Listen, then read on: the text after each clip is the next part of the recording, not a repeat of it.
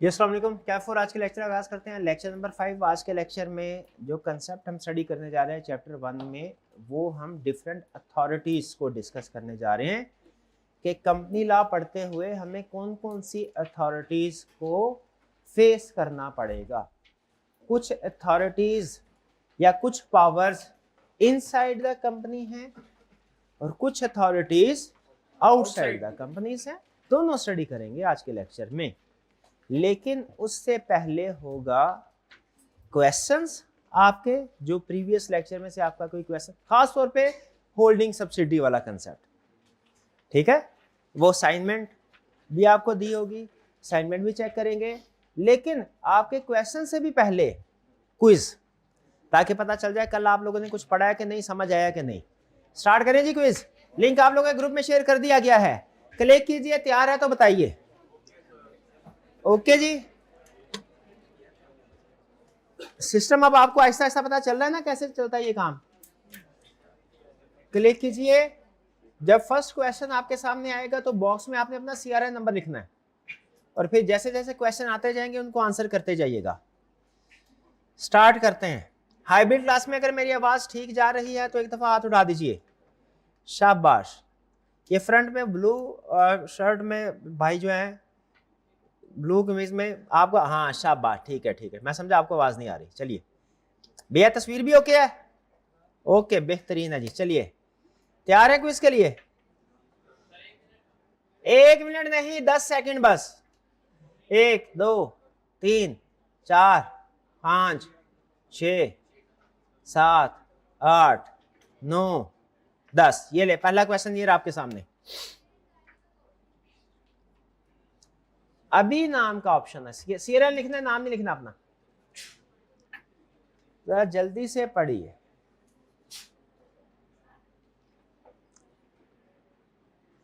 Start करते हैं। पहला क्वेश्चन ये रहा।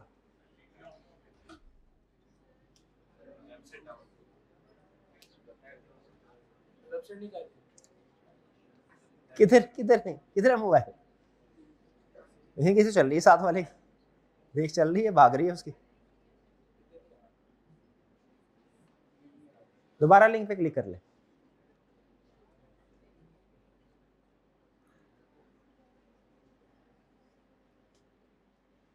Ali wishes to incorporate a company where he will be only member. He intends to act both as shareholder and director. वो share holder भी और director भी बनना चाहे, हो सकता है ऐसा? एक ही बंदा है, वही शेयर होल्डर वही director, and wants to include private limited at the end of his name. He prepares articles similar to those of private company but without additional compliance requirements applicable to single member company. Under the Companies Act, what is the correct legal treatment of Ali's company? क्या correct treatment है? क्या उसे इजाजत मिल जाएगी private limited, सिर्फ private limited के साथ में कुछ और भी करना है? हाँ जी, SMC का वर्ड लिखना जरूरी है। तो कौन सी ऑप्शन करेक्ट हुई? The company will be registered as private limited company without restriction. नहीं, रजिस्टर्ड एज प्राइवेट कंपनी ही होगी, क्योंकि सिंगल मेंबर कंपनी भी प्राइवेट कंपनी ही होती है, लेकिन एक पाबंदी उसको लगाई जाएगी। क्या पाबंदी लगाई जाएगी भैया? नाम में SMC का वर्ड तो लिखो, वो तो लिखा ही नहीं, ठीक है। अच्छा, इसमें एक लफ्ज इस्तेमाल हुआ, प्रिपेयर आर्टिकल्स। आर्टिकल्स आपको पता है कौन सी डॉक्यूमेंट होती है? मेमोरेंडम और आर्टिकल्स वो लीगल डॉक्यूमेंट्स हैं, वो लॉज हैं जो कंपनी पे अप्लाई होते हैं और कंपनी ने खुद बनाए होते हैं, खुद अपने लिए लॉज बनाए होते हैं, मेमोरेंडम और आर्टिकल्स। और कंपनीज एक्ट क्या है? ये भी एक डॉक्यूमेंट है मेमोरेंडम और आर्टिकल्स की तरह। फर्क क्या है इसका? ये वो लॉज है जो गवर्नमेंट ने बनाए हैं। कंपनीज एक्ट याद रखें, पाकिस्तान में हर कंपनीज के ऊपर सेम कंपनीज एक्ट अप्लाई होता है, लेकिन मेमोरेंडम और आर्टिकल में जो बातें लिखी होती है वो कंपनी खुद बनाती है, और जिस कंपनी का मेमोरेंडम आर्टिकल होता है उसी के ऊपर अप्लाई होती है। भाई आपके जिंदगी गुजारने के असूल अलग हैं, आपके जिंदगी गुजारने के असूल अलग है ना। आपने अपने असूलों के मुताबिक जिंदगी गुजार, इन भाई ने अपने असूलों के मुताबिक जिंदगी गुजारनी, तो कंपनी की भी अपनी जिंदगी है, वो अपने असूलों के मुताबिक गुजारेगी। कंपनी के जिंदगी गुजारने के असूल कहाँ लिखे हुए हैं? मेमोरेंडम में और आर्टिकल। लेकिन कुछ असूल ऐसे हैं जो इन दोनों को अप्लाई करने पड़ेंगे।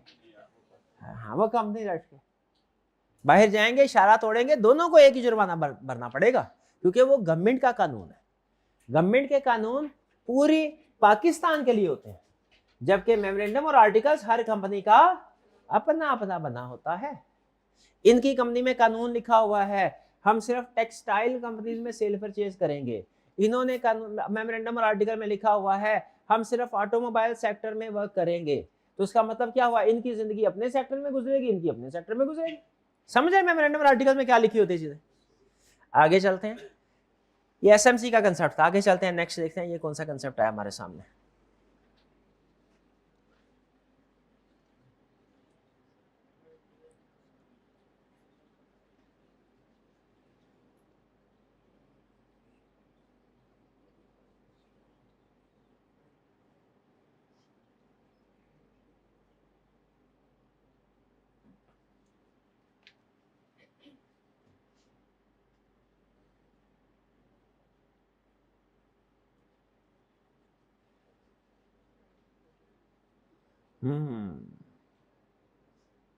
मैं खुद परेशान हो रहा था, मैं बोला किस बात में परेशान हो रहा था, है ये प्राइवेट कंपनी और क्या कह रहा है, जनरल पब्लिक को शेयर इशू कर रही है। ये भूल गए आप, आपने नाम को पर गौर नहीं किया।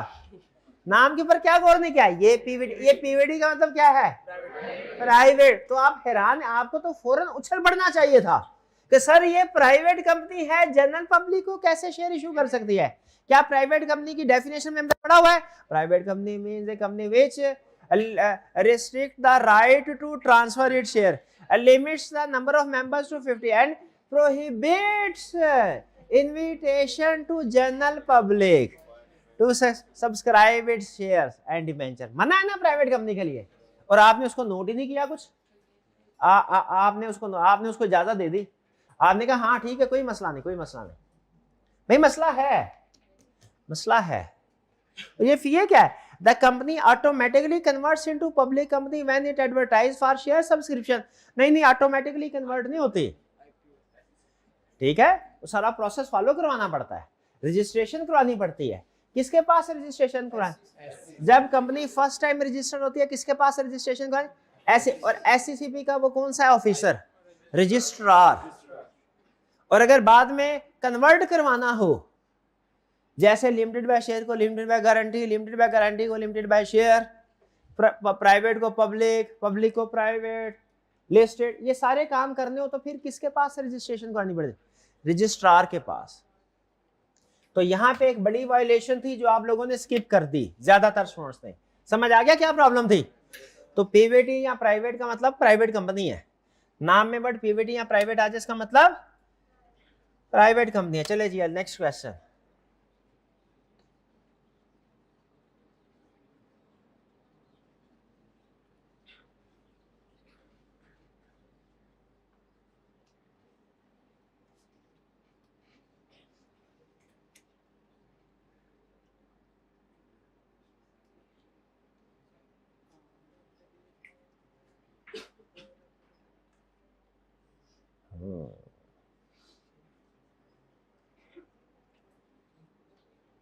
ये पब्लिक कंपनी के पब्लिक सेक्टर, पब्लिक कंपनी है, शाबाश, ये ठीक। हाँ अच्छा, परेशान नहीं परेशान नहीं होना, कभी कभी ऐसे हो जाता है, कभी कभी ऐसे हो जाता है, आपने भी परेशान नहीं होना। ये अभी अभी इसको ठीक करते हैं। ओए नहीं ये क्या आ गया, एक मिनट, आपको इंसाफ मिलेगा, जरूर मिलेगा। सबर का दामन हाथ से ना जाने दे, ना छोड़ें। ये ले, इतनी सी बात पर छोटी छोटी बातों में परेशान हो जाते हैं। क्या हो रहा है, बी ऑप्शन करेक्ट है भाईजान। हो गया अकाउंट, हो गया अकाउंट, यहाँ पे सिस्टम में आ गई एंट्री। आगे चलते हैं,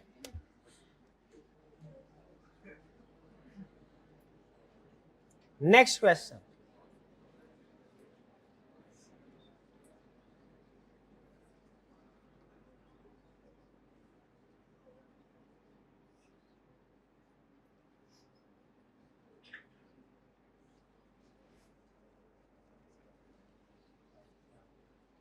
फोर्टी सेवन और हाँ 5 है, 47 52 हो गया। ओके 52 हो गए ना, नहीं हुए, 48, 47 प्लस 5 इज इक्वल टू 48। सही बोला, शाबाश। क्यों बोला?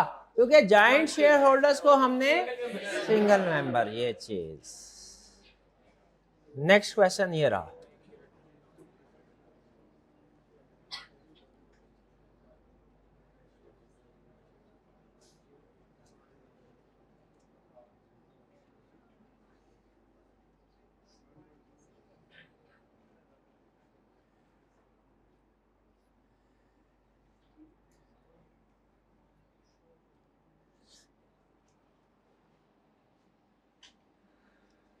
शेयर्स तो 40% है, लेकिन मेजॉरिटी ऑफ डायरेक्टर्स को माइंड करने की अथॉरिटी है।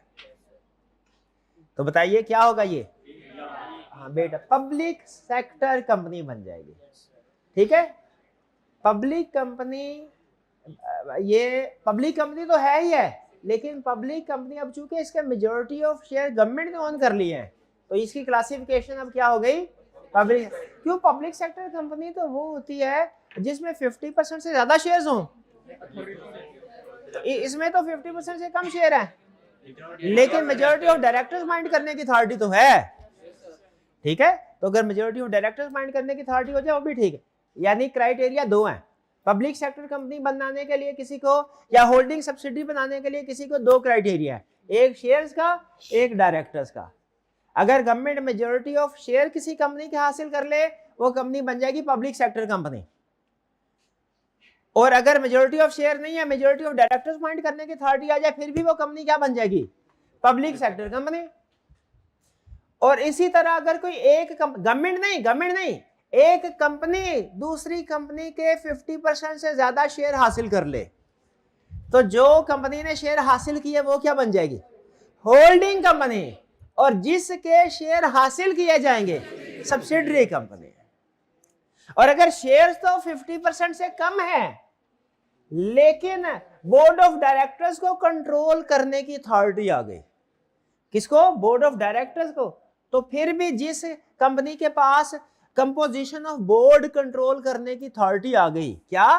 कंपोजिशन ऑफ बोर्ड, अपनी मर्जी से बोर्ड ऑफ डायरेक्टर्स को चेंज कर सकते हैं। तो अगर शेयर होल्डिंग कम है, लेकिन बोर्ड ऑफ डायरेक्टर्स को कंट्रोल करने की अथॉरिटी आ गई, तो फिर भी वो कंपनी क्या बन जाएगी? होल्डिंग कंपनी बन जाएगी। और जिसके बोर्ड की अथॉरिटी आई, वो दूसरी कंपनी क्या बन जाएगी? सब्सिडरी बन जाएगी। Holding company, subsidiary company. Holding company का मतलब होता है अब्बू जी कंपनी, और सब्सिडरी कंपनी का मतलब होता है बेटा जी कंपनी।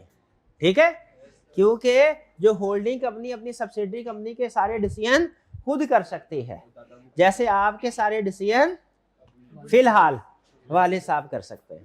ठीक है, कंट्रोल करते हैं, दादा अबू भी कर सकते हैं। हाँ ठीक है, ठीक है, चलिए नेक्स्ट चलते हैं। क्लियर हो गया? अच्छा मुझे एक चीज बताइए, केस स्टडी के बारे में पूछ रहा हूं, इस कंपनी का नाम पढ़ के आप मुझे बता सकते हैं ये पब्लिक है कि प्राइवेट है? पब्लिक है।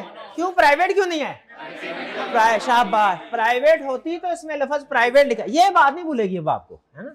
गलती जो कर दी आपने, जहां गलती की है वो नहीं चीज भूल गई।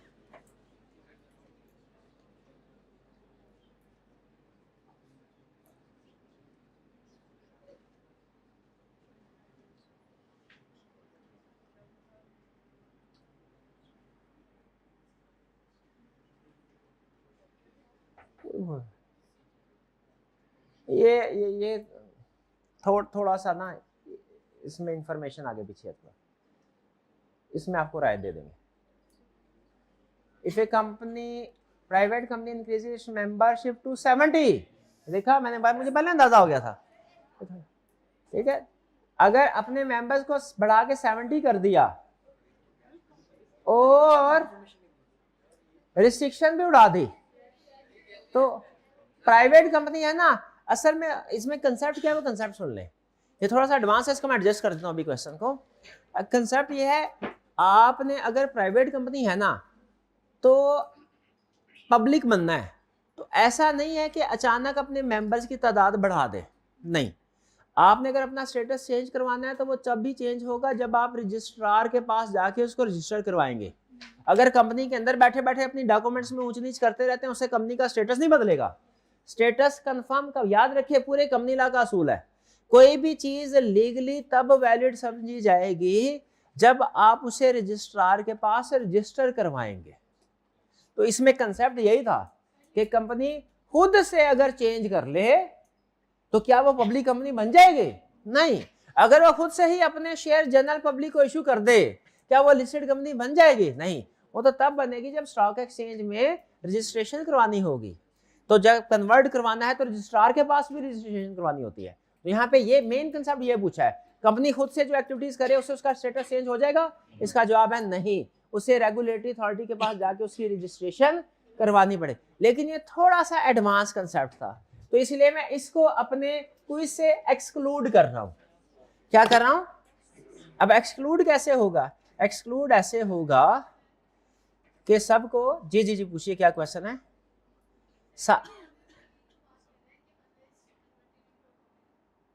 अनलेस नहीं, देखिए ये आर्गुएबल है, इसलिए हम इसको इग्नोर कर दें।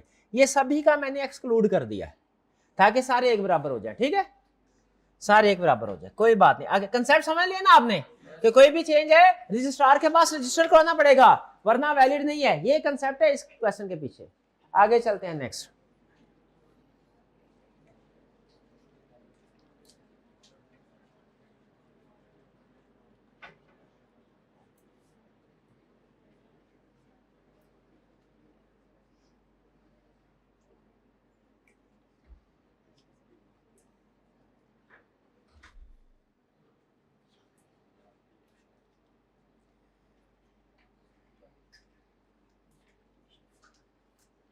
शेयर्स तो 40% हैं, लेकिन उसके डायरेक्टर्स को अपॉइंट कर सकते हैं सारे। तो कंपोजिशन ऑफ बोर्ड कंट्रोल हो गया। बताइए, होल्डिंग सब्सिडी का रिलेशनशिप सिर्फ शेयर होल्डिंग की बेस पर डिसाइड होता है कि नंबर ऑफ डायरेक्टर्स में भी डिसाइड होता है? मेजॉरिटी शेयर्स हो या मेजॉरिटी डायरेक्टर्स को आप अपॉइंट या रिमूव कर सकते हो। दोनों में से एक भी कंडीशन ट्रू होगी ना, एक भी, चाहे शेयर्स वाली चाहे डायरेक्टर्स वाली, तो होल्डिंग सब्सिडी का रिलेशनशिप बन जाएगा। तो यहाँ पे मुझे बताइए, क्या बीटा होल्डिंग कंपनी बन गई? हाँ, शेयर होल्डर की, शेयर की वजह से नहीं बनी, किसकी वजह से बनी? हाँ, डायरेक्टर्स की वजह से। और डायरेक्टर्स, सारे डायरेक्टर्स को पॉइंट रिमूव कर सकते हैं। हाँ, अगर शेयर 50% से ज्यादा हो तो फिर चाहे डायरेक्टर एक भी पॉइंट ना कर सकती हो, ठीक है, वो फिर शेयर वाली कंडीशन पूरी होगी तो फिर भी होल्डिंग सब्सिडी बन गई। दोनों में से कोई एक कंडीशन पूरी होना जरूरी है, मेजॉरिटी ऑफ शेयर्स या मेजॉरिटी ऑफ डायरेक्टर्स। यहां पे तो ऑल डायरेक्टर्स कह दिया उसने। शेयर ज्यादा हो गए चाहे अथॉरिटी ना भी हो फिर भी होल्डिंग सब्सिडी। इससे ज्यादा नहीं सोचना, जितना बता दिया ज्यादा।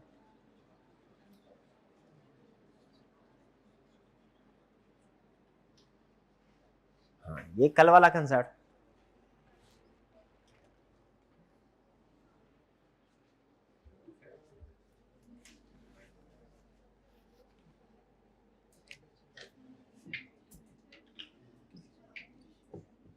अल्फा ब्रेवो चार्ली, अल्फा के शेयर्स हैं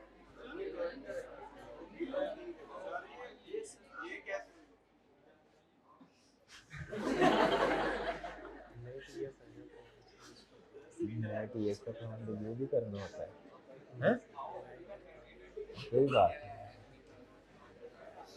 नहीं, हमने आपस में डिस्कशन किया है, हम इस नतीजे पे पहुंचे हैं कि घबराने की बात नहीं है।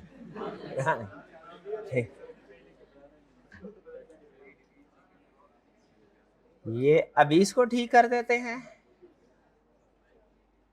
ये देखिए,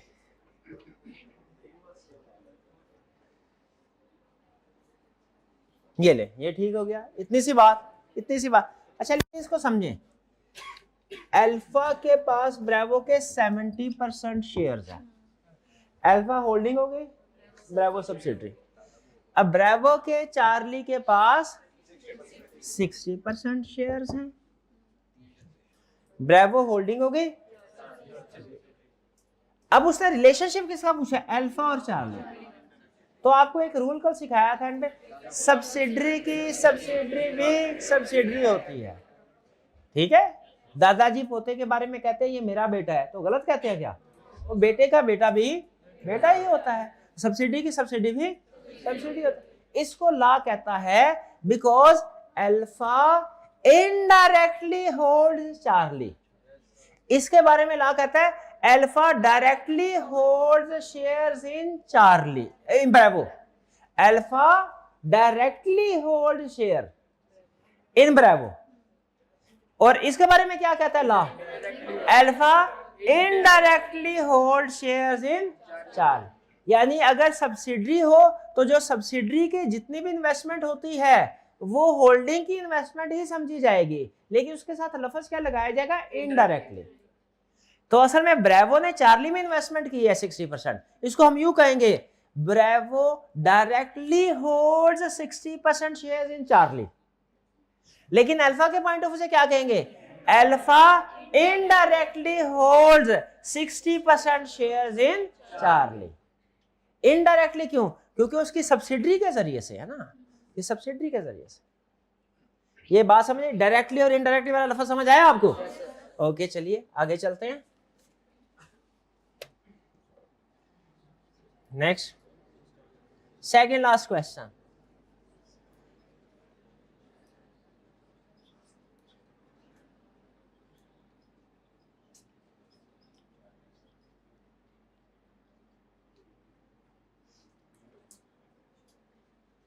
इजी क्वेश्चन है।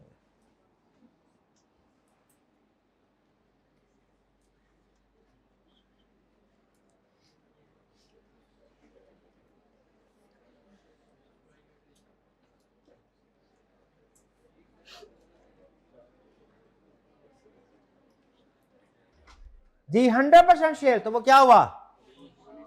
Wholly owned subsidiary. Wholly owned subsidiary कब बनती है? अच्छा मुझे बताइए, star group limited public company है क्या प्राइवेट? कैसे पता चला? Moonlight private limited public company का प्राइवेट, कैसे पता चला? ये सूल याद रखने हैं। चलिए अब लास्ट क्वेश्चन।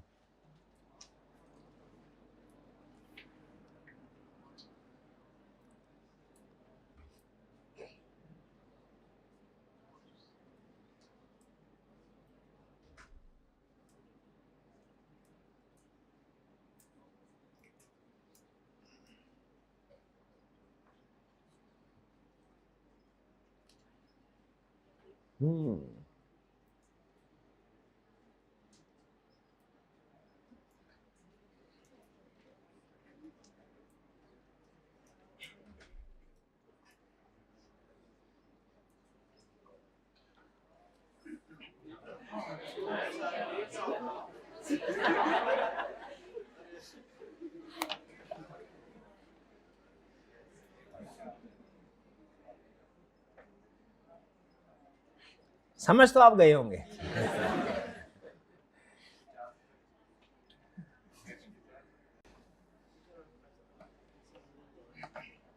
जी भाई, ये होल्डिंग सब्सिडरी कैसे हो गई? वो तो 30% शेयर्स हैं। हाँ, मेजॉरिटी ऑफ डायरेक्टर की वजह से। शाबाश, करेक्ट। चलिए अब क्लास के टॉपर्स की तरफ चलते हैं।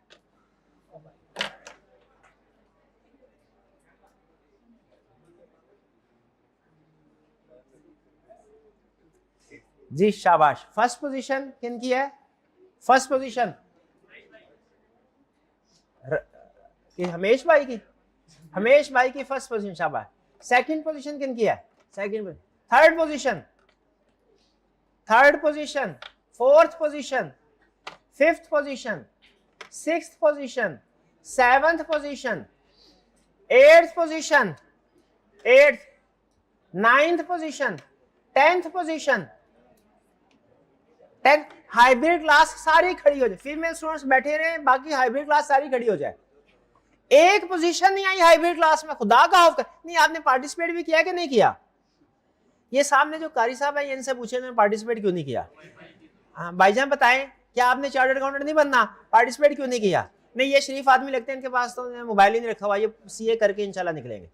ठीक है, ये साथ जो पीछे भाई बैठे हैं इनसे पूछे भैया क्यों आपकी क्लास में क्यों पोजीशन है, खड़े हो जाए, खड़े हो जाए, खड़े होके बताएं मुझे, शाबाश शाबाश, खड़े हो जाए। आपकी क्लास में क्यों नहीं पोजीशन आई किसी की, बताएं बताएं। क्या फिजिकल क्लास में जो स्टूडेंट बैठे हैं वो आपसे ज्यादा अक्लमंद है, बताएं यस या नो, तो थोड़ा ऊंची बताएं। नहीं आवाज आई, नो हाँ, तो फिर क्यों नहीं आपकी पोजीशन आई, सारी पोजीशन ये क्यों ले उड़े हैं। अब क्या कल इंशाल्लाह पोजीशन आएगी आपकी क्लास की, पक्की बात है। बैठ जाए बैठ जाए, 3-4 पोजीशन तो आ जानी चाहिए ना, ऐसे तो नहीं ना। बहरहाल चले, अब इसको करते, हाँ अब नेक्स्ट असाइनमेंट, शाबाश शाबाश। अब क्विज हो गया खत्म, असाइनमेंट आपको दी गई थी, असाइनमेंट को डिस्कस करना है हमने। सबसे पहले बताइए कितने स्टूडेंट्स ने रिटन फॉर्म में असाइनमेंट किया, जरा हाथ उठाइए। क्या मतलब ये असाइनमेंट, हाँ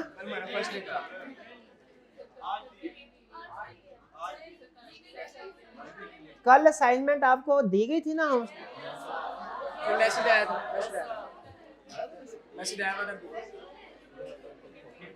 कल असाइनमेंट ये नहीं दी गई थी क्या, कल असाइनमेंट दिए थे। हाइब्रिड क्लास में कितने स्टूडेंट ने असाइनमेंट की है, शाबाश। अच्छा हाइब्रिड क्लास में असाइनमेंट ज्यादा स्टूडेंट ने की है, तो उन्होंने कैसे कर लिया असाइनमेंट। चले कोई नहीं, आइंदा किया कीजिए। क्वेश्चन डिस्कस कर लेते हैं, ज्यादा नहीं 2-3 क्वेश्चन चले आज डिस्कस कर लेते हैं, फिर उसके बाद ये असाइनमेंट आपकी रिपीट पे होगी, और फिर कल आपने आज वाली असाइनमेंट भी करनी है और ये वाली असाइनमेंट भी करनी है, ठीक है जी।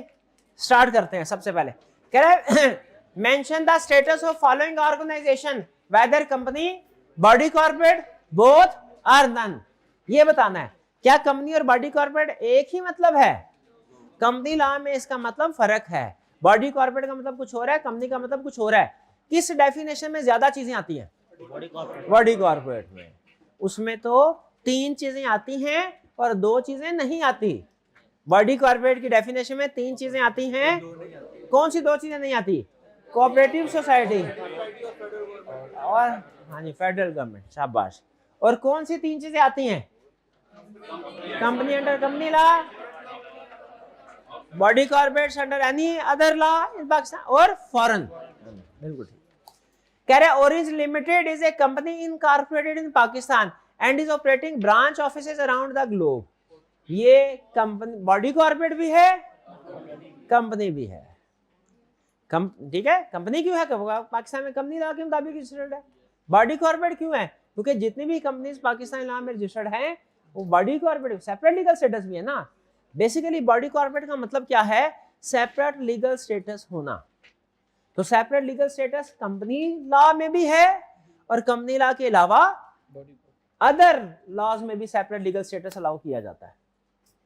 Second, orange incorporation is a company incorporated in USA and is operating A branch office in Pakistan.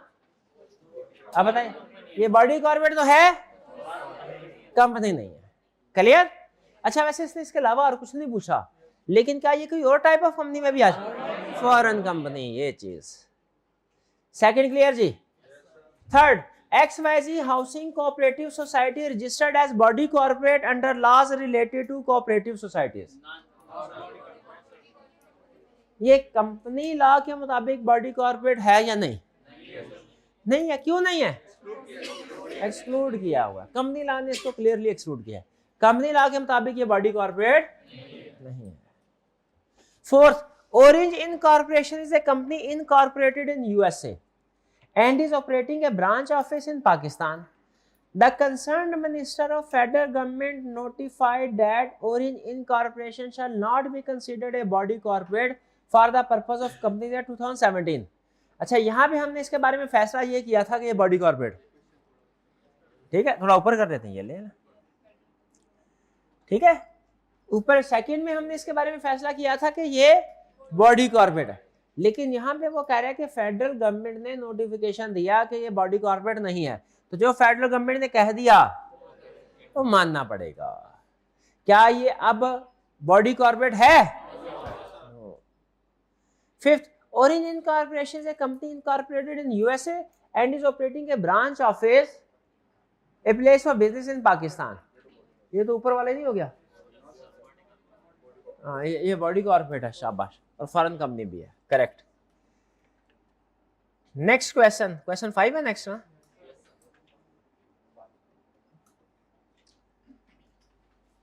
कह रहा था सिक्योरिटीज, अच्छा यहाँ पे नोट करेंगे लफ्ज, अच्छा आ गया सिक्योरिटी। एक होता है लफ्ज सिक्योरिटी, ये लिख लें, सिक्योरिटी सिंगल वाई के एंड पे वाई के साथ, सिंगुलर फॉर्म। एक होता है सिक्योरिटीज। जब सिक्योरिटी हो ना सिंगल वाई वाला, इसका मतलब होता है लोन लिया और बदले में जमानत के तौर पे कोई चीज रखवाई, इसे कहते हैं सिक्योरिटी। सिक्योरिटी जब कोलैटरल, कोलैटरल। लेकिन जब कंपनी लॉ में वर्ड सिक्योरिटीज लिखा जाता है ना, इसका मतलब कुछ और होता है। आपको बताया था ना कंपनी लॉ में लफ्ज प्रॉपर्टी का मतलब क्या होता है लॉ में, और क्रेडिटर का मतलब क्या होता है ऑल। अब सिक्योरिटीज का मतलब भी सुन लें, वोकैबुलरी ऐड करते जाए अपने।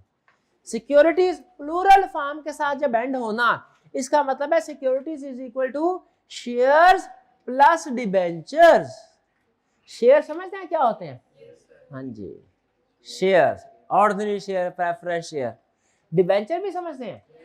ये डिबेंचर कहाँ सुना है आपने? I2B में। सुभान अल्लाह, मेरा काम आसान कर दिया उन्होंने। डिबेंचर पता है ना, डिबेंचर की कैपिटल की तरह का होता है कि लोन की तरह का होता है? लोन की तरह का होता है, शाबाश। तो शेयर और डिबेंचर दोनों को इकट्ठा बोलना हो तो क्या बोलेंगे? सिक्योरिटीज। जो कंपनी लिमिटेड बाय शेयर का मालिक होता है उसे क्या बोलते हैं भला? शेयर होल्डर भी बोलते हैं, मेंबर। और जो कंपनी लिमिटेड बाय गारंटी का मालिक होता है, मेंबर बोलते हैं। ठीक है जी। तो सिक्योरिटीज का मतलब क्या है? शेयर्स और डिबेंचर। तो कह रहे हैं securities of Engro fertiliser limited are allowed to be traded on Pakistan stock exchange. That is, people can buy and sell those securities using the mechanism provided by PSX. What is the type of this company? Public company है। और कौन सी company है? Listed company, क्योंकि शेयर listed है। B, Pak Arab refinery company limited PARCO, a joint venture between government of Pakistan and the Emirates of Abu Dhabi, was incorporated as a public limited company in 1974. The government of Pakistan holds 60% of the shareholding, while 40% of the shares are held by Emirates of Abu Dhabi. What is the type of this company? Public sector. कैसे पता चला public sector? 60%, शाबाश, छा गए। C, XYZ Limited is public company registered under Companies Act 2017 and also listed on Pakistan Stock Exchange. The government has no direct or indirect investment in this company. What is type of this company? Public कैसे? ये private भी तो हो सकती है, उसने बताया ही नहीं हुआ। हाँ, ये लिस्टेड है, लिस्टेड है तो हमेशा पब्लिक। एक चीज ध्यान में रखिएगा, जब हम नॉर्मली जो कंसेप्ट चलता है, जब हम बिजनेस स्टार्ट करते हैं नॉर्मली सोल प्रोवाइडरशिप के तौर पे स्टार्ट करते हैं। हमारे अक्सर बिजनेस सोल प्रोवाइडर, थोड़ा सा हम पढ़ लिख जाते हैं तो हमें पता चलता है अच्छा लॉ ने एक ऑप्शन दी है कि जिसमें एक सोल प्रोप्राइटर अपने आप को कंपनी के तौर पर रजिस्टर करवा सकता है। अगर है सोल प्रोप्राइटर लेकिन कंपनी लॉ में रजिस्ट्रेशन नहीं करवाई तो उसको सोल प्रोप्राइटर ही बोलेंगे। लेकिन अगर सोल प्रोप्राइटर है और अपने आप को उसने कंपनी लॉ के अंडर रजिस्टर करवा लिया, फिर उसको क्या बोलेंगे? हाँ, फिर उसे सोल प्रोप्राइटर नहीं बोलना, सिंगल मेंबर कंपनी बोलना है, SMC। बिजनेस बड़ा और साथ में कुछ और लोगों को मिलाने की भी जरूरत पेश आई तो 3-4 लोगों को साथ मिला लिया। अब क्या SMC के तौर पे ही रहे? नहीं, अब क्या बन गए?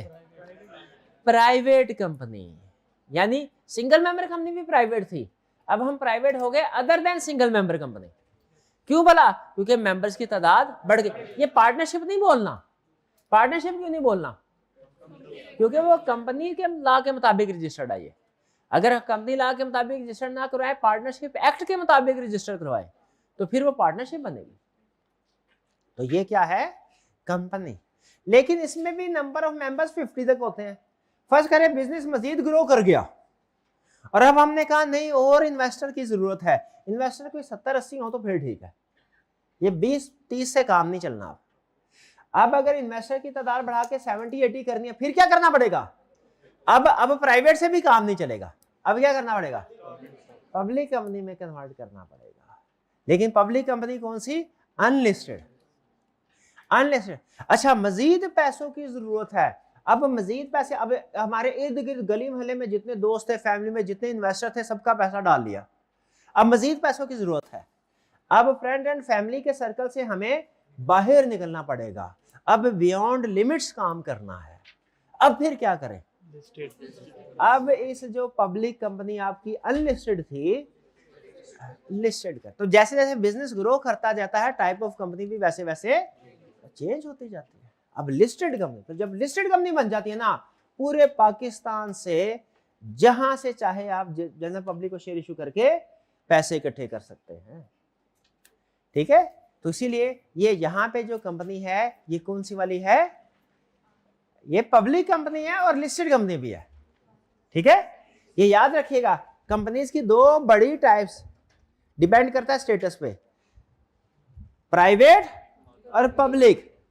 प्राइवेट की फर्दर दो types, single member company, other than single member company. और पब्लिक की फर्दर दो टाइप्स, अनलिस्टेड और लिस्टेड।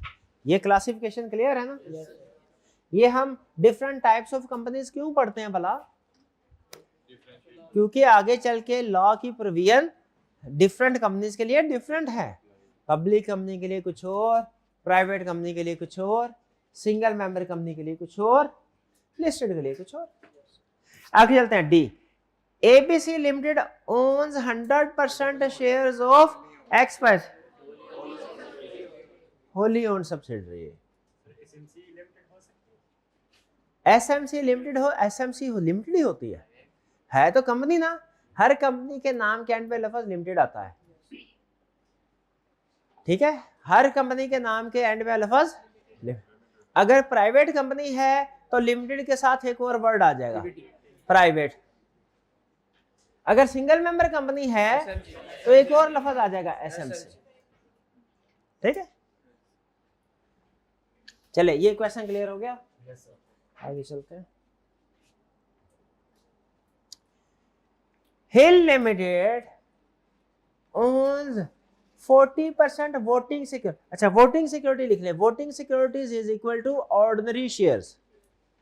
जहां कहीं वोटिंग सिक्योरिटीज लिखा हो, अब देखिए सिक्योरिटीज में क्या क्या शामिल होता है, शेयर्स भी और डिबेंचर भी ना। भाई ऐसा ही है, अभी पता है सिक्योरिटीज के बारे में क्या लिखा है, शेयर एंड डिबेंचर, ऐसे ना। वोटिंग सिक्योरिटीज शेयर प्लस, अब शेयर के नीचे एरो बना के थोड़ा सा लिख ले वोटिंग सिक्योरिटीज, और डिबेंचर के साथ थोड़ा सा एरो बना के लिख लें नॉन वोटिंग सिक्योरिटीज। है दोनों ही सिक्योरिटीज, शेयर भी और डिबेंचर भी। शेयर को क्या बोलते हैं? Voting securities. और डिबेंचर को क्या बोलते हैं? Non voting securities. ठीक है, यानी शेयर्स खरीदते आप कंपनी में वोट्स कास्ट कर सकते हैं, मालिक बन जाते। कह रहे Hill limited owns 40% voting securities in Stone limited. ठीक है, ओनली। अच्छा, ये क्या कह रहा है? 40% शेयर्स खरीदे के 40% debentures. Voting security, voting security का मतलब क्या था? Share, ordinary shares. But has the power to, कह रहा है उसके शेयर तो सिर्फ 40% है, but has the power to appoint और elect majority of director due to contractual arrangement with other share holders. तो बताइए ये क्या हुआ? होल्डिंग।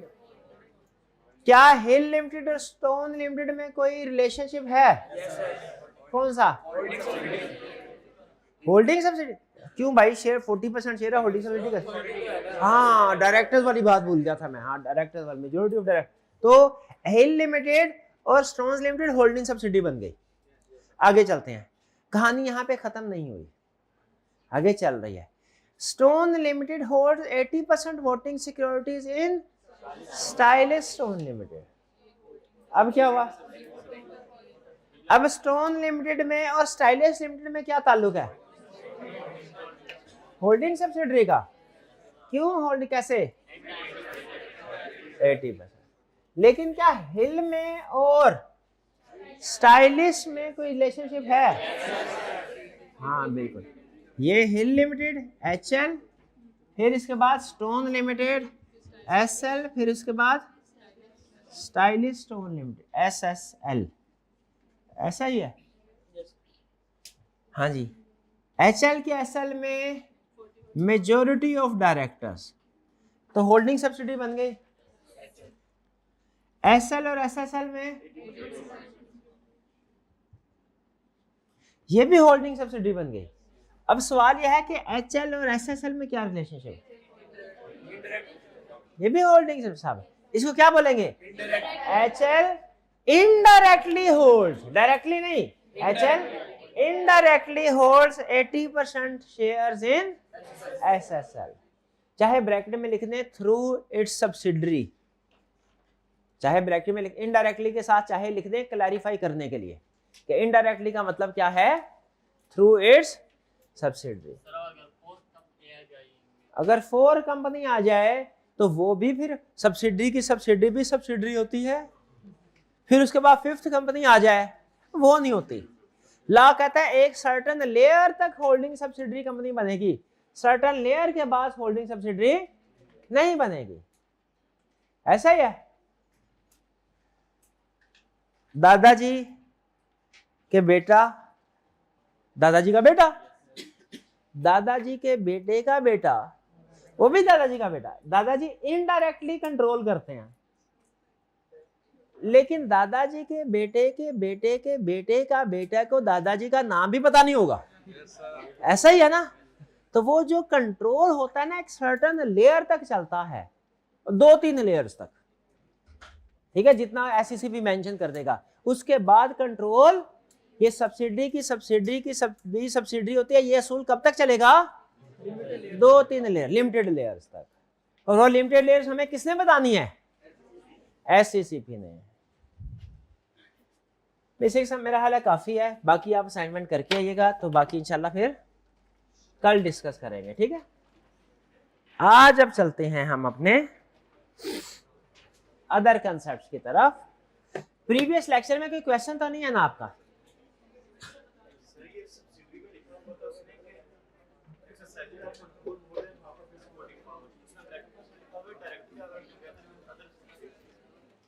हाँ जी, सब्सिडी की डेफिनेशन में उसने लिखा हुआ है hold or controls more than 1/2 voting securities, bracket में लिखा हुआ है डायरेक्टली और इनडायरेक्टली थ्रू सब्सिडरी, वही मतलब है together with subsidy.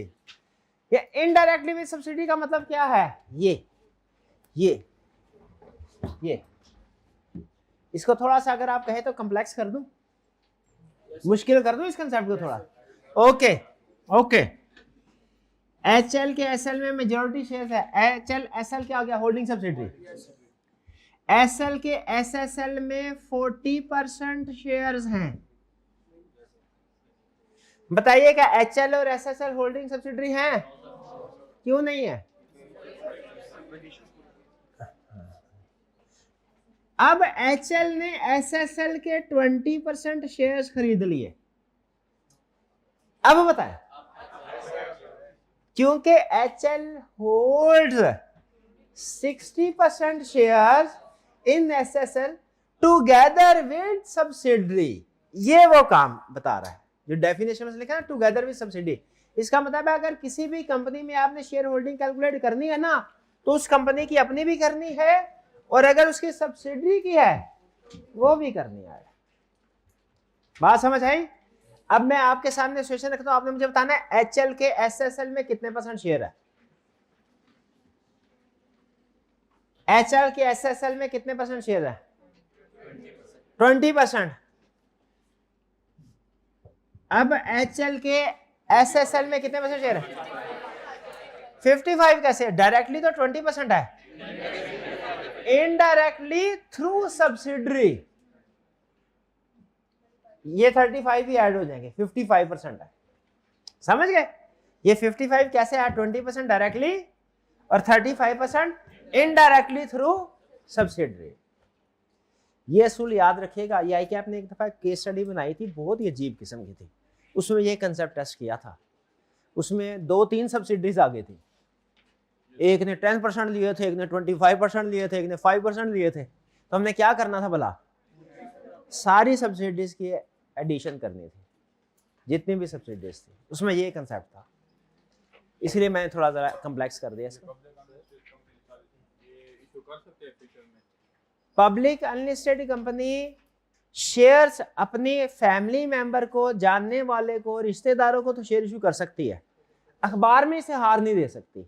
Public unlisted, private तो कर ही नहीं सकती ना, प्राइवेट तो सोचे ही ना। पब्लिक अनलिस्टेड कर सकती है, लेकिन उसके लिए उसे क्या करना पड़ेगा? करंट स्टेटस में नहीं कर सकती पब्लिक अनलिस्टेड, लेकिन अगर स्टॉक एक्सचेंज में लिस्टिंग करवा ले फिर कर सकती है, फ्यूचर में करवा सकती है, फ्यूचर में करवा सकती है जी।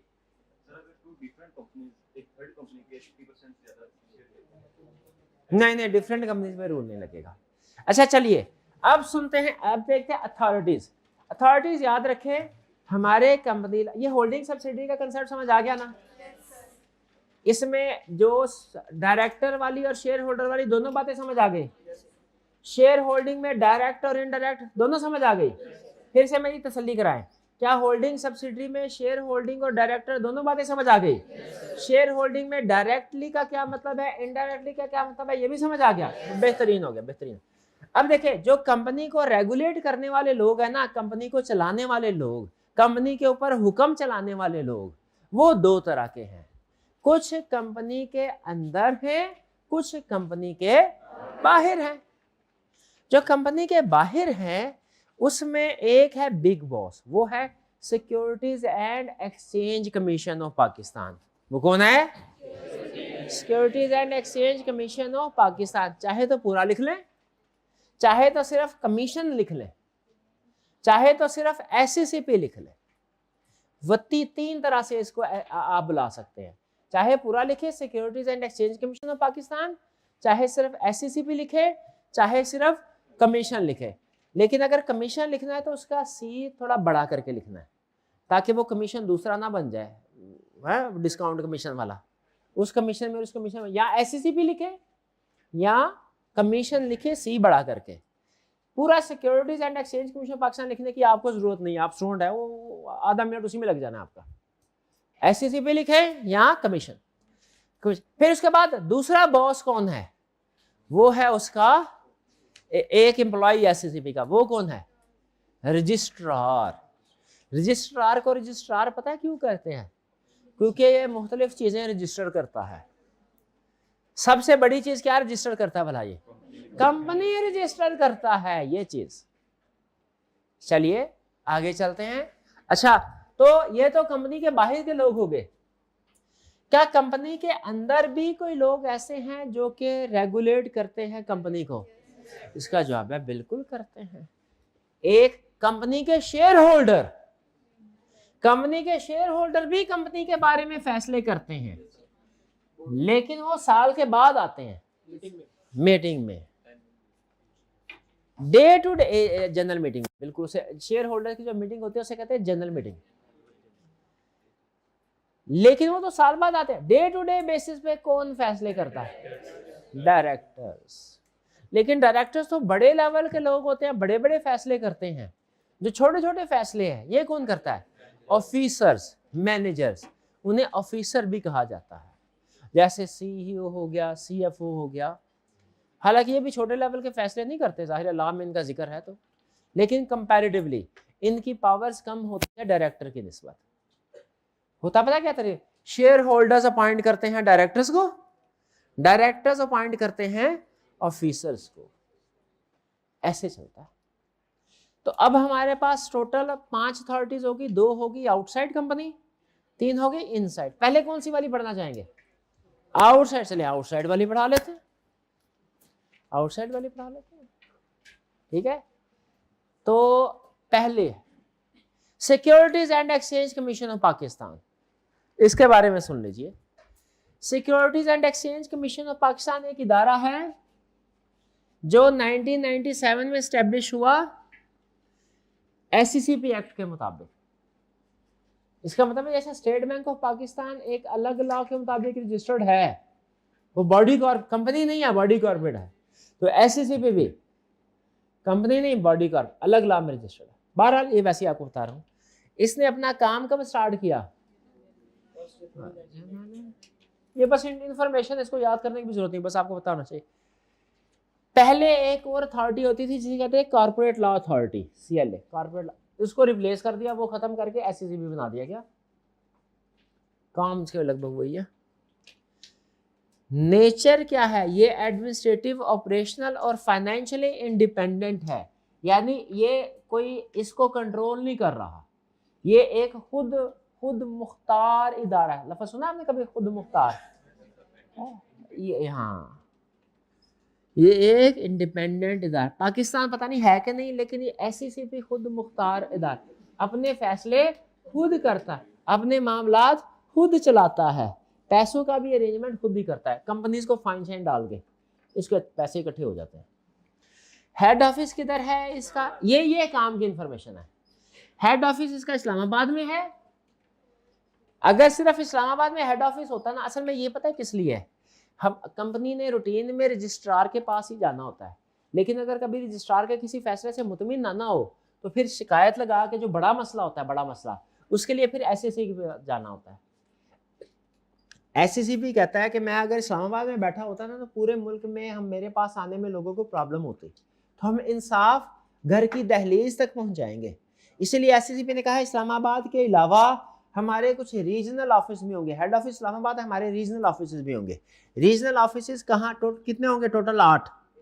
एक इस्लामाबाद में होगा, 4 होंगे प्रोविंशियल कैपिटल, यानी 4 प्रोविंस, हर जो प्रोविंशियल कैपिटल है उसमें एक एक ऑफिस होगा। जैसे प्रोविंस है पंजाब, पंजाब का प्रोविंशियल कैपिटल कौन सा है? लाहौर में एक SCCB का रीजनल ऑफिस होगा। फिर इसके बाद सिंध का प्रोविंशियल कैपिटल कराची में, क्योंकि नॉर्मली आप देखें जो प्रोविंशियल कैपिटल होता है ना, वहाँ पे कॉर्पोरेट एक्टिविटीज ज़्यादा होती हैं, डेवलपमेंट वर्क भी उधर ज़्यादा होता है। तो मुझे बताइए कि बलोचिस्तान का प्रोविंशियल कैपिटल कौन सा है? कोयटा, वहाँ पे रीजनल ऑफिस है। और KP के वहाँ पे रीजनल ऑफिस है। 5 हो गए टोटल, 4 रीजनल प्रोविंशियल कैपिटल, एक इस्लाम। इसके अलावा मुल्तान, फैसलाबाद और सक्खर में भी चूंकि एक्टिविटीज ज्यादा है, इकोनॉमिक एक्टिविटीज निस्बतन, तो जरूरत पड़ी तो इधर भी एक एक ऑफिस खोल दिया। टोटल रीजनल ऑफिस कितने हो गए? वो कौन सा शहर है जिसमें हेड ऑफिस भी है और रीजनल ऑफिस भी है? ये हो गया बस SCCB इतना। अब कौन आ गया? रजिस्ट्रार जो है, ये जो रीजनल ऑफिस होते हैं ना, रीजनल ऑफिस, इनमें बैठता है रजिस्ट्रार। रीजनल ऑफिस का बॉस यही है, ये एक पर्सन है रजिस्ट्रार, इसके कुछ असिस्टेंट भी इसको दिए जाते हैं, जो अगर कभी ये छुट्टी पे हो, इधर उधर आए, तो जो इसके assistant registrar, deputy registrar, additional registrar, पता नहीं क्या क्या नाम दिए जाते हैं। कुछ और भी इसके जूनियर भी इसके साथ बैठे होते हैं ऑफिस में, कि अगर कभी ये छुट्टी पे हो तो फिर वो सारी सर्टिफिकेशन वगैरह वो करते हैं। तो रजिस्ट्रार इंक्लूड्स रजिस्ट्रार, यानी जहां कहीं लॉ ने कहा है कि ये काम रजिस्ट्रार करेगा तो वो रजिस्ट्रार खुद भी कर सकता है, वो एडिशनल रजिस्ट्रार भी कर सकता है, वो जॉइंट रजिस्ट्रार भी कर सकता है, वो डिप्टी रजिस्ट्रार भी कर सकता है, वो असिस्टेंट रजिस्ट्रार भी कर सकता है। ये SCCB के ऑफिसर्स हैं, ठीक है। यानी समझ लें कि उसके साथ कुछ दूसरे लोग भी उसके जूनियर है। ये सारे रजिस्ट्रार के जूनियर है, ये एडिशनल रजिस्ट्रार से आगे। इनकी ड्यूटीज क्या है? सबसे बड़ी ड्यूटी जो आपके लिए जानना जरूरी है वो ये कि रजिस्ट्रार न्यू कंपनीज को रजिस्टर करता है। इन कंपनीज ने जो अपने डॉक्यूमेंट्स फाइल करने होती हैं वो रजिस्ट्रार को फाइल करती हैं, रजिस्ट्रार उन्हें एक्सेप्ट करता है। ये रजिस्ट्रार कंपनीज का रिकॉर्ड मेंटेन करता है, जैसे चार्जेस, मॉर्टगेज, ये डिफरेंट रिकॉर्ड्स आगे चल के हम पढ़ेंगे। कंपनी के रिकॉर्ड मेंटेन कर रहा होता है, कंपनी ने अपने अकाउंट्स वगैरह हिसाब किताब सारा सबमिट करवाना होता है रजिस्ट्रार को। ये अगर चाहे तो किसी चीज की इसको समझ नहीं है, इसको लगे कि किसी जगह पे लॉ की वायलेशन हो रही है, तो रजिस्ट्रार जब चाहे ये ऑफिसर या डायरेक्टर्स को बुला के उनसे एक्सप्लेनेशन कॉल कर सकता है। बताओ भैया ये भाई साल खत्म हो गया, 5 महीने हो गए और आपकी तरफ से भी फाइनेंशियल स्टेटमेंट ही नहीं आई, क्यों नहीं आई? आगे बताओ। इंस्पेक्ट कंपनी बुक, कंपनी के बुक से अगर उसे लगे फाइनेंशियल स्टेटमेंट में कुछ और है, एक्चुअली रिकॉर्ड में कुछ और है, कहीं मुखबरी मिल जाए, तो रजिस्ट्रार क्या कर सकता है? कंपनी के ऑफिस पे छापा मार के सारा रिकॉर्ड सीज कर सकता है, अपने कब्जे में कर सकता है, अपने कब्जे में कर सकता है। ठीक है, जैसे शायद आपको याद होगा एग्जैक्ट कंपनी का स्कैंडल याद है आपको? एग्जैक्ट कंपनी धड़ाधड़ वो 2 नंबर सर्टिफिकेट गोरों को दे रहे थे और बाहर से धड़ाधड़ डॉलर आ रहे थे, हैं? तो खबर मिली रजिस्ट्रार को, छापा मार लिया, सारा कब्जे में कर लिया रिकॉर्ड। तो रजिस्ट्रार अगर चाहे किसी कंपनी में उसे लगे कि गड़बड़ हो रही है तो रजिस्ट्रार क्या कर सकता है? चेक कर सकता है, रिकॉर्ड अपने कब्जे में कर सकता है। ये रजिस्ट्रार की ड्यूटीज है। क्या रजिस्ट्रार को की कुछ पावर्स भी हैं? नहीं, ये इसकी ड्यूटीज है। हाँ, पावर्स एंड फंक्शन ये रजिस्ट्रार के नहीं है भाई, एससीसीपी के। एससीसीपी के क्या पावर्स एंड फंक्शन है? याद रखें, एससीसीपी रजिस्ट्रार के पावर्स एंड फंक्शन या ड्यूटीज ये हैं। एससीसीपी की ये है, एससीसीपी क्या करता है? सारी कंपनीज को रेगुलेट करता है, इंक्लूडिंग इंश्योरेंस एंड बैंकिंग। कुछ साल पहले बैंकिंग कंपनीज इससे बाहर थी, बैंकिंग कंपनीज को स्टेट बैंक करता था रेगुलेट। अब उन्होंने कहा कि भाई ये जो बैंकिंग कंपनीज क्या, इंश्योरेंस कंपनी क्या, हर तरह की कंपनीज को कौन रेगुलेट करेगा? बैंक, स्टेट बैंक भी करता है अब। पहले बैंक्स को सिर्फ स्टेट बैंक करता था, अब स्टेट बैंक भी करेगा, एससीसीपी भी करेगा। ठीक है, और इसके पास एडमिनिस्ट्रेटिव और इन्वेस्टिगेटिव पावर है। ये अगर किसी भी कंपनी के खिलाफ कोई इन्वेस्टिगेशन करना चाहे कर सकता है। ये चाहे तो फर्दर पावर्स भी रख सकता है जो फेडरल गवर्नमेंट इसको डेलीगेट करे। ठीक है, ये थोड़ा सा जेनेरिक पावर्स हैं एससीसीपी। समझ आ गई? मेन कंसेप्ट इसमें समझने वाला क्या है? एससीसीपी पाकिस्तान में हर कंपनी को रेगुलेट करेगा। ओके जी, चलें थोड़ा 1 आधा मिनट सांस ले लेते हैं, रिलैक्स हो जाए, खूब आराम कर लीजिए, खूब आराम कर ले, क्योंकि हमने एक्सटर्नल अथॉरिटीज पढ़ ली हैं। अब कौन सी अथॉरिटीज रह गई हैं?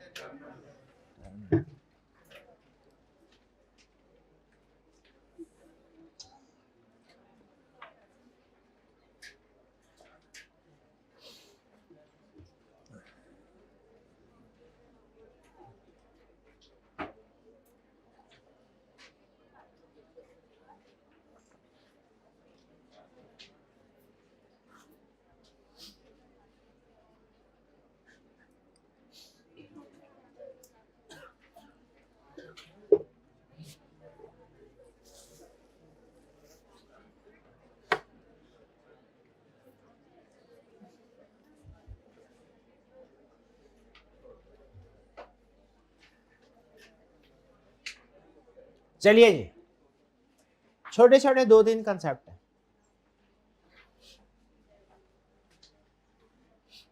कंपनी के अंदर तीन अथॉरिटीज हैं। कौन कौन सी? Share holder, director, other officers. पहले अदर ऑफिसर्स को निमट लेते हैं।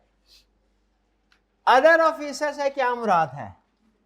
सीईओ, सीएफओ, कंपनी सेक्रेटरी वगैरह वगैरह वगैरह। डायरेक्टर्स भी ऑफिसर्स में आ सकते हैं, मतलब ऑफिसर्स में शामिल है, लेकिन इनमें से डायरेक्टर्स को हम अलग से पढ़ेंगे। तो इसका मतलब कंपनी के ऑफिसर, जहां कहीं लिखा होगा it is responsibility of companies officers, तो ये रिस्पॉन्सिबिलिटी किसकी होगी? डायरेक्टर्स की भी और सीईओ की भी, सीएफओ की भी, कंपनी सेक्रेटरी की भी। क्या बनना चाहते हैं? सीईओ, सीएफओ, कंपनी सेक्रेटरी के डायरेक्टर, सीएफओ बनना। आप क्या बनना चाहते हैं? क्या? हाँ, ओनर। ओनर वाला कौन था? शाबाश, शेयर होल्डर। ये चीज। तो इसके बाद डायरेक्टर। डायरेक्टर्स कौन है? डायरेक्टर्स ऐसे टेक्निकली एक्सपर्ट लोग होते हैं जिनको शेयर होल्डर्स अपॉइंट करते हैं और कहते हैं कि आप हमारे बिजनेस को चलाएं। क्योंकि बिजनेस को चलाने के लिए डिफरेंट स्किल्स की जरूरत होती है। मार्केटिंग स्किल्स की जरूरत है बिजनेस चलाने के लिए, बिल्कुल सेलिंग स्किल्स की जरूरत है, फाइनेंशियल स्किल्स की जरूरत है, ठीक है, और बहुत सी स्किल्स की जरूरत है, कुछ कॉन्टेक्ट्स चाहिए होते हैं, बिजनेस डिसीजन मेकिंग करनी है, टेक्नोलॉजी एक्सपर्ट लोग चाहिए होते हैं। तो इसीलिए बोर्ड ऑफ डायरेक्टर्स में नॉर्मली एक दो लोग नहीं होते, बोर्ड ऑफ डायरेक्टर्स में हर तरह का एक्सपर्ट पर्सन होता है जो उस बिजनेस को रन करने के लिए चाहिए। लिस्टेड कंपनी के केस में ला ने बोला है कम से कम 7 डायरेक्टर जरूर होने चाहिए, कम से कम है, प्रैक्टिकली को 15-20 हो जाते हैं, 15-20 नॉर्मली चलते हैं डायरेक्टर, इतनी को तादाद होती है, ठीक है। तो डायरेक्टर्स वो लोग हैं जिनको शेयर होल्डर ने अपॉइंट किया, ये कलेक्टिवली डिसीजन मेकिंग करेंगे।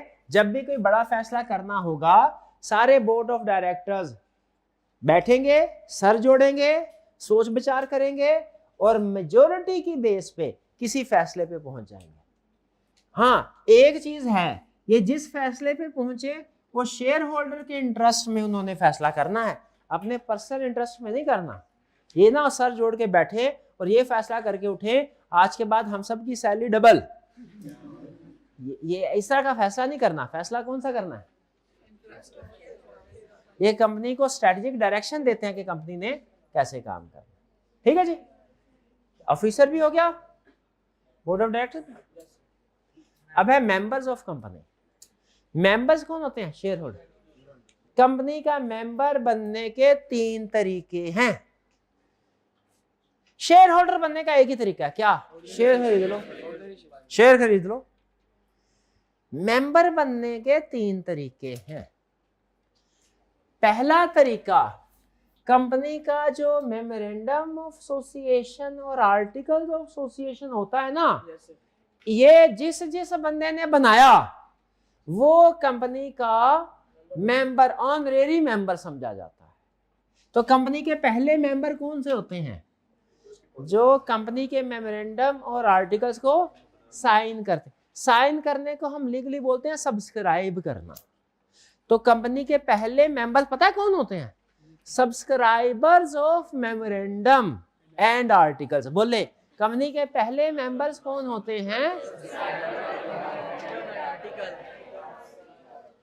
ठीक है, यानी जो साइन करते हैं। फिर दूसरे नंबर पे कंपनी का मेंबर कौन है? यह है स्टार्ट के पहले, कंपनी के जिंदगी के पहले, क्योंकि आपको पता है पहले मेमोरेंडम और आर्टिकल्स बनता है, फिर उसके बाद ही बाकी चीजें होती हैं, ठीक है। सबसे पहले मेमोरेंडम और आर्टिकल रजिस्टर कराना पड़ता है। इसके बाद अगर तो कंपनी लिमिटेड बाय शेयर है तो दूसरा मेंबर वो होगा जिसने कंपनी के शेयर खरीदे हैं। शेयर होल्डर को भी मेंबर कहा जाता है। मेंबर की definition include 3 things. Number 1 subscriber, number 2 share holder, और नंबर 3 अगर तो कंपनी लिमिटेड बाय शेयर है तो जिसने शेयर खरीदे हुए हैं वो मेंबर है, और अगर कंपनी लिमिटेड बाय गारंटी है तो जिसने गारंटी दी हुई है वो मेंबर है। तो इसका मतलब है, लिख लें इक्वेशन, रट्टा तो लगा लेंगे आप, कंसेप्ट के लिए लिख लें, member is equal to subscriber plus share holder plus guarantor. Member is equal to SSG, member is equal to subscriber, share holder, guarantor. लेकिन एग्जाम में अगर वो मेंबर की डेफिनेशन पूछे तो ये नहीं लिखनी, और अगर लिखेंगे ये तो फिर आके मुझे ये नहीं कहना सर पेपर बहुत अच्छा हुआ है, पेपर अच्छा है। हाँ, याद क्लास में कंसेप्ट समझाने के लिए होता है, याद करने के लिए किताब है, तो डेफिनेशन याद कौन सी करनी है? जो उधर लिखी हुई है, ठीक है। लेकिन वो याद करने के लिए भी कुछ ना कुछ कंसेप्ट चाहिए, तो वो दे रहा हूं कंसेप्ट आपको, ठीक हो गया। मेंबर में कितने लोग शामिल हैं? कौन कौन से?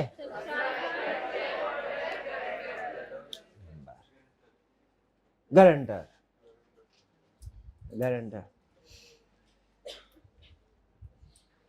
आगे चलते हैं। मेंबर जो फैसले करते हैं अपनी मीटिंग में, अच्छा डायरेक्टर जो मीटिंग में फैसले करते हैं ना, वो फैसले होते हैं मेजॉरिटी की बेस पे। 9 डायरेक्टर है, 5 डायरेक्टर जो कहेंगे वही फैसला होगा। ठीक है, अभी ज्यादा नहीं सोचना कि 10 होंगे तो 5 इधर होंगे तो 5 इधर, क्या होगा, वो सारे मसले मसाइल है, लेकिन अभी वो डिस्कस, वो जिस जगह पे जाना उधर जाकर डिस्कस, अभी नहीं। मैं डायरेक्टर की मीटिंग में फैसले होंगे मेजोरिटी की। मेंबर्स की मीटिंग में जो फैसले होते हैं ना मेंबर्स, वो डिपेंड करता है मसला छोटा मोटा है कि मसला बड़ा है। मेंबर्स की मीटिंग में जो फैसले होंगे, मेंबर्स कौन है भला? मालिक, नॉर्मली शेयर होल्डर्स है। मेंबर्स की मीटिंग में जो फैसले होंगे वो किस बेस पे होंगे? देखिए, मेंबर्स की मीटिंग अलग है, ऐसा ही है। डायरेक्टर्स की मीटिंग अलग है। डायरेक्टर की मीटिंग हो सकता है हर महीने हो, मेंबर्स की मीटिंग तो साल बाद होती है। कुछ फैसले डायरेक्टर्स की मीटिंग में होते हैं, कुछ फैसले मेंबर्स की मीटिंग में होते हैं। डायरेक्टर्स की मीटिंग में फैसले किस बेस पे होते हैं? सिर्फ एक बेस, क्या? मेजोरिटी। मेंबर्स की मीटिंग में सुनने जो फैसले होंगे ना, वो 2 बेसिस पे हो। अगर मसला छोटा मोटा है तो फैसला होगा मेजोरिटी की बेस पे, सिंपल मेजोरिटी, यानी 51% शेयर होल्डर जो कहेंगे वो कहा जाएगा, किया जाएगा। लेकिन अगर मसला कोई स्पेशल किस्म का है ना, अगर मसला ऑर्डिनरी किस्म का है, मेंबर्स की मीटिंग में फैसले 2 तरह से होंगे। अगर मसला ऑर्डिनरी किस्म का है, आम किस्म का है, तो फिर फैसला किस बेस पे होगा? मेजोरिटी, यानी 51%, 50% से ज्यादा ने जो बोला वो हो जाएगा। और अगर मसला कोई स्पेशल किस्म का है तो फिर फैसला किस बेस पे होगा? 3/4 मेजोरिटी की बेस पे। किस बेस पे? जिसको आपने पढ़ना लिखना 3/4 ही है, लेकिन समझने के लिए 75% जेन में बिठा ले। Simple majority, 3/4 majority. अब मेंबर्स की मीटिंग में फैसला कैसे होगा? 2 बेसिस, सिंपल मेजोरिटी की बेस पे या 3/4, सिंपल मेजोरिटी या 3/4 मेजोरिटी। अगर मसला अमूमी नौयत का है तो फैसला होगा सिंपल मेजोरिटी, उसे कहते हैं ऑर्डिनरी। फैसले की इंग्लिश क्या है? डिसीजन। नॉर्मल इंग्लिश में डिसीजन है, वकीलों की जुबान में डिसीजन नहीं, रेजोल्यूशन कहते हैं। आइंदा आपसे कोई पूछे फैसला करने को की इंग्लिश क्या है, आपने कहना है नॉर्मल स्टैंडर्ड इंग्लिश में बोलेंगे तो डिसीजन, लेकिन वकीलों वाली जुबान में बोलेंगे तो रेजोल्यूशन। तो लॉ के पेपर में वकीलों वाली जुबान इस्तेमाल होनी चाहिए ना। तो मुझे बताइए कि शेयर मेंबर्स की, मैं टेक्निकल वर्डिंग यूज कर रहा हूं, मेंबर्स की, अगर आपने ये समझ लिया तो उसका मतलब कंसेप्ट समझ लिया। मेंबर्स की मीटिंग में रेजोल्यूशंस 2 तरह की पास होती हैं। एक ऑर्डिनरी रेजोल्यूशन जो कि रूटीन मैटर्स के लिए है, वो सिंपल मेजोरिटी से पास होगी, और दूसरा स्पेशल रेजोल्यूशन जो स्पेशल मैटर्स के लिए है, वो 3/4 मेजोरिटी से पास होगी। भाई समझ रहे हैं? ऑर्डिनरी रेजोल्यूशन, मुझे बताइए डायरेक्टर्स की मीटिंग में स्पेशल रेजोल्यूशन कितनी मेजोरिटी से पास होगी? गलत, क्योंकि डायरेक्टर्स में तो सिंपल मेजोरिटी ही चलती है। ये ऑर्डिनरी रेजोल्यूशन और स्पेशल रेजोल्यूशन की टाइप किस मीटिंग में है? डायरेक्टर के लिए नहीं है, मेंबर्स। तो मेंबर्स की मीटिंग में जो फैसले होंगे, अगर वो फैसला नॉर्मल वाला है, नॉर्मल वाला मैटर, यानी ऑर्डिनरी रेजोल्यूशन पास करनी है, तो क्यों से सिंपल मेजोरिटी। अगर स्पेशल रेजोल्यूशन पास करनी है 3/4 मेजोरिटी। ये सिंपल मेजोरिटी और 3/4 मेजोरिटी समझ आ गया? बस इतना काफी। आगे पढ़ लीजिएगा, इसमें कुछ अल्फाज हैं, कुछ अल्फाज हैं 20, मैंने भी सिर्फ आपको इतना पढ़ाया, इतना, लेकिन समझ लीजिए कि उसका मगज कंसेप्ट का मिल गया आपको। बाकी मैंने नहीं पढ़ाया अभी, लेकिन आप घर जाके पढ़ लीजिएगा, ये कल बाकी एक्सप्लेन करूंगा। मेन कंसेप्ट मैंने समझा दिया कि फैसला किस पे होगा, ठीक है? बाकी डिटेल है कल पढ़ लेंगे। चलिए आज का लेक्चर यहाँ खत्म करते हैं हम। अल्लाह हाफिज।